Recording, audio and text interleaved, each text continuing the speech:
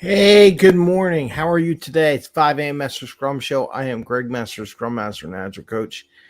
And today I want to revisit something we haven't done in a month. We haven't done a 10X Tuesday in a month almost. It feels like it. And I want to visit that 67-day challenge, how it can help you 10X for the long game, and how you can apply the 67-day challenge to maybe your team, your Scrum team. So we're going to talk about that today. Getting 10X to long game, the more and more I do the 67-day challenge for myself personally, the more and more it makes sense and it feels better. So let's talk about that today on the 5 a.m. Master Scrum Show as we talk about Scrum and Agile in a very practical and tactical way as we bring more value to customer, not work so hard to get the value and have a little fun along the way. And why, Greg? Why 67-day challenge? What does it have to do with me as a Scrum Master, a servant leader, an Agile coach, product owner, team member, anybody who's watching this show, or a business owner? Well, part of it is we want to do the long game. I figured, God bless the Pope. Pope died the other day at 88. I got another 33 years before I get there. So I got to think about the long game, even though I'm, I say I'm old, but still I got 33 more years to go. So I want to make the long game plans for how I want to be, watching my father and having his ulcer bleed out kind of thing and getting back in shape and mentality and watching my parents get older too. What can I do? So start developing the 67-day challenge. It has a 5 a.m. at the end. If you want to look for it, 67-day challenge, 5 a.m. But if you look for either one, you should see it popping up in social media, YouTube, however. What I see is a couple of things. Why this makes sense. Why do I say this is going to 10x your long term? Every leader in the business industry, successful people, come down to a couple of things they talk about. They talk about working on the mind, talking about working on the body, talking about working on the spirit. And recently I've added relationships because from a business perspective or a personal perspective, we are beings of relationships, right? If you're a team leader, you are managing relationships. If you're a leader, if you're a member of a team, you are working on relationships. So all four of them play no matter what you do in life, personal and business, right? So they all talk about that. So what does that mean? How do you do that? So one of the things I found out, I was listening to podcasts and they were talking about how exercise, and they're talking about building muscles. This lady wrote a book and she said, building muscle builds the brain. And I say, yeah, it kind of makes sense to that. So getting healthy in the body helps the mind and the mind helps the body, right? And the spirit in general and all that kind of stuff.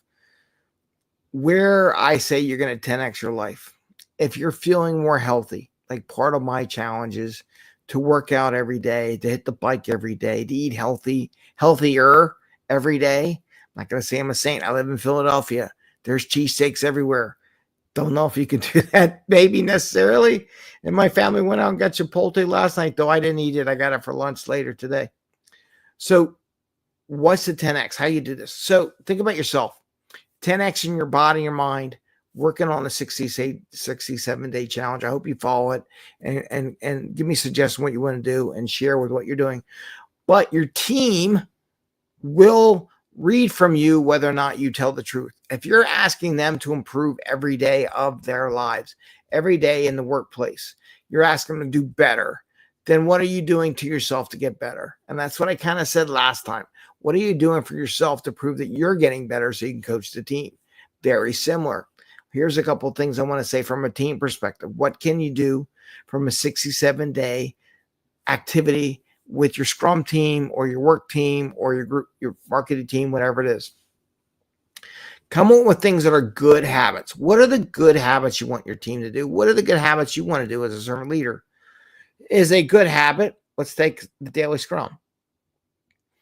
To have the daily Scrum not go more than 15 minutes, to keep it brief, keep it on time, track personally for 67 days what it takes to make the daily scrum last under 15 minutes? What do you need to do? Do you need to prep for it?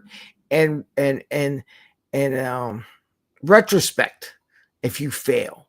But do that for 67 days as a leader. If you're a team leader or manager and you have a meeting, challenge yourself that my meeting should only last for 20 minutes, not a full half hour. Maybe they're just 20 minutes long, but definitely not an hour. Or if you were doing hour-long meetings, challenge yourself the next 67 days. But these meetings are going to be a half hour. Turn those ideas into good habits. So for 67 days, you work at it. Sometimes you're going to get a little long, some are going to less. So you let's say you budget a team meeting for an hour normally. You decide you're going to make a 67-day habit, and you tell everyone in the team, my goal is to get this meeting down to a half hour. I'm going to need your help, but this is my goal. So we're going to book an hour. My goal is within, at some point, we're going to be doing 30-minute meetings.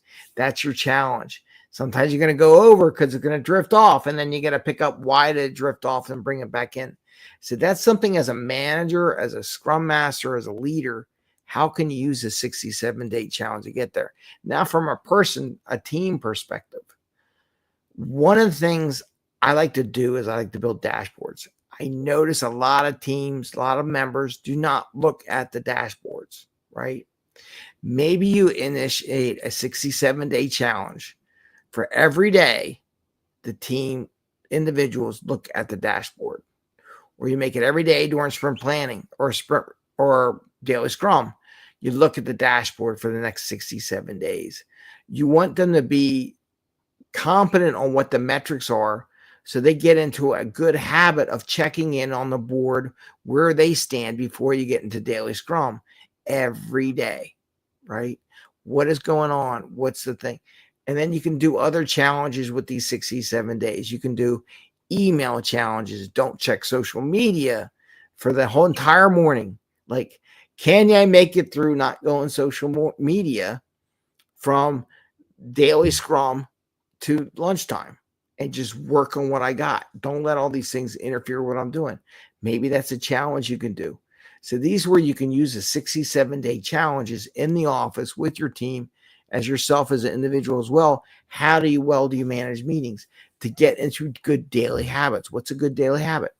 I would say not looking at social media from post daily scrum until lunchtime is a good daily habit not to do, and track it and see how far you can go. And then if you don't make it, penalize yourself. Like, if I don't do it, I don't get to have social media for the rest of the day until I get back to that date where I made it through the social media challenge, right? So think about these things from a good habit. This can help you in the office, because what are you going to do? Let's say I'm not checking social media for 67 days in the morning, right? I guarantee you're going to get more work done. I guarantee you're going to be more focused on what you get job at hand. I guarantee you're going to 10x what you do for the day, right?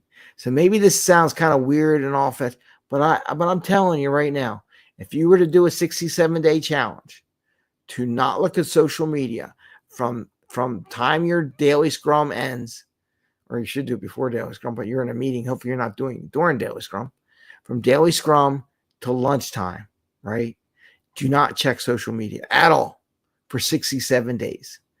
See how much more work you get done, more quality work, more value for your customer by not going, oh, I'm bored, I'm going to go to social media.